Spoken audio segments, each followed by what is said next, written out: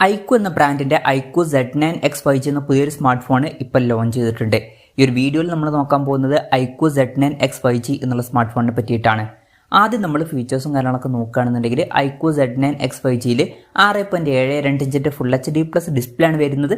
LCD പാനലാണ് ഇതിൽ ഉപയോഗിച്ചിരിക്കുന്നത്. IQ Z9 സീരീസിൽ വരുന്ന ബാക്കി ഫോണുകളിൽ AMOLED ഡിസ്പ്ലേ ഒക്കെ വരുന്നുണ്ട്, പക്ഷേ ഇതിൽ LCD പാനലാണ് കൊടുത്തിരിക്കുന്നത്. പിന്നെ ഡിസ്പ്ലേയിൽ 120 Hz റിഫ്രഷ് റേറ്റും കാര്യങ്ങളൊക്കെ സപ്പോർട്ട് ചെയ്യുന്നുണ്ട്.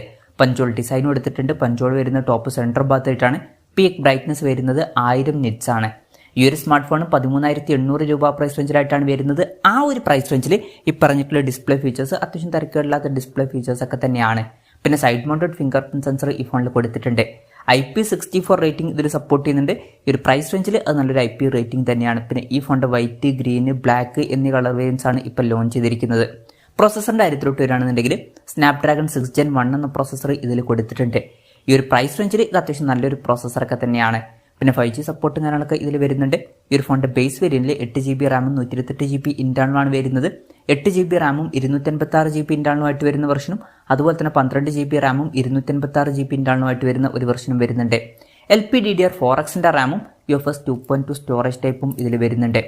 പിന്നെ Android 14 ബേസ് ആയിട്ടുള്ള സോഫ്റ്റ്വെയർ ആണ് ഈ ഫോണിൽ വരുന്നത്. ക്യാമറയുടെ കാര്യം പറയുകയാണെന്നുണ്ടെങ്കിൽ ഫോണിൻ്റെ പിന്നിൽ ഡ്യുവൽ ക്യാമറ സെറ്റപ്പാണ് കൊടുത്തിരിക്കുന്നത്. 50 മെഗാ മെയിൻ ക്യാമറ സെൻസർ ഈ ഫോണിൽ വരുന്നുണ്ട്. പിന്നെ 2 മെഗാ ഒരു ഡെപ്ത് സെൻസറും കൊടുത്തിട്ടുണ്ട്. ശ്രദ്ധിക്കേണ്ട ഒരു കാര്യം, അൾട്രാ വൈഡ് ആംഗിൾ ലെൻസ് ഒന്നും ഇതിൽ വരുന്നില്ല. പിന്നെ ഫ്രണ്ടിൽ 8 മെഗാ സെൽഫി ക്യാമറ ആണ് കൊടുത്തിരിക്കുന്നത്. ബാറ്ററിയുടെ കാര്യം പറയുകയാണെന്നുണ്ടെങ്കിൽ 6000 mAh ബാറ്ററിയും കാര്യങ്ങളൊക്കെ ഇതിൽ വരുന്നുണ്ട്. 44 വാട്ടിൻ്റെ ഫാസ്റ്റ് ചാർജ് സപ്പോർട്ട് വരുന്നുണ്ട്. ഈ ഒരു പ്രൈസ് റേഞ്ചിൽ അവ നല്ലൊരു ചാർജിങ് സ്പീഡും അതുപോലെ തന്നെ നല്ലൊരു ബാറ്ററി കപ്പാസിറ്റിയും കൊടുത്തിട്ടുണ്ട്. Type-C ചാർജിംഗ് പോർട്ടുമായിട്ടാണ് ഈ ഒരു സ്മാർട്ട് ഫോൺ വരുന്നത്. അപ്പം നല്ലൊരു ബാറ്ററി സെറ്റപ്പും ഈ ഫോണിൽ വരുന്നുണ്ട് എന്ന് പറയാവുന്നതാണ്. അപ്പം ഇതൊക്കെയാണ് ഫീച്ചേഴ്സിനെ പറ്റി പറയാനുള്ള കാര്യങ്ങൾ. പിന്നെ ഈ ഒരു സ്മാർട്ട് ഫോൺ ഇപ്പം ഇന്ത്യൻ മാർക്കറ്റിൽ ലോഞ്ച് ചെയ്തിട്ടില്ല.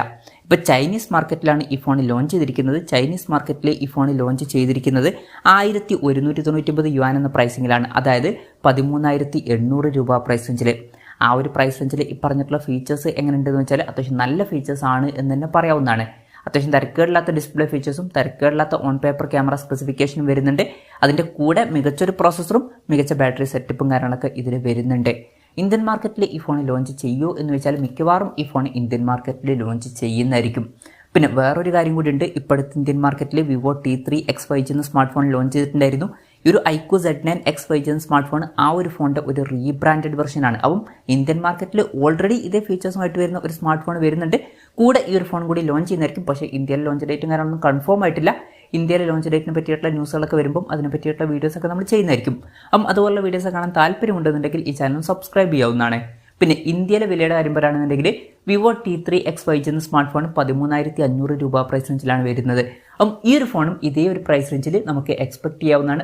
ഈ ഒരു ഫോൺ ഇന്ത്യൻ മാർക്കറ്റിൽ 13,500 രൂപ പ്രൈസ് റേഞ്ചിലായിട്ട് ലോഞ്ച് ചെയ്തേക്കാം.